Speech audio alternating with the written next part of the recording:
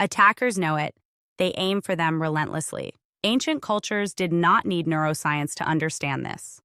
They saw that envy could derail lives, that curses could shape behavior, that suggestion could spread like disease.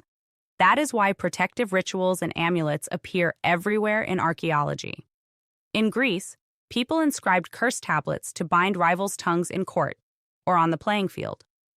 In Mesopotamia, figurines of enemies were buried under thresholds so that their influence would be trapped.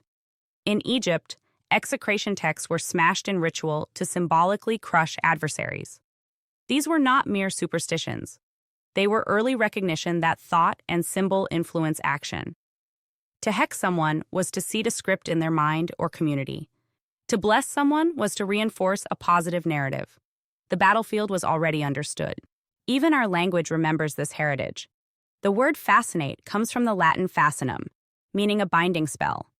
To be fascinated was literally to be bewitched. To spell words is to arrange letters in sequences with power. Words did not begin as neutral description. They began as contracts. When you say, "I am a failure," you are signing a binding. When you say, "This challenge is fuel," you are signing a different one. Ancient people knew that speech carried law. They treated it accordingly. Modern science has only validated what they intuited. Neuroplasticity proves that repeated focus wires the brain. The more you rehearse a thought, the stronger its circuit becomes. That is why insults linger. Your nervous system literally carves a groove. Experiments in priming show that subtle cues alter behavior without awareness. Subjects exposed to words about old age walk more slowly. Subjects primed with hostility interpret neutral expressions as threatening. Attention becomes action before analysis can intervene.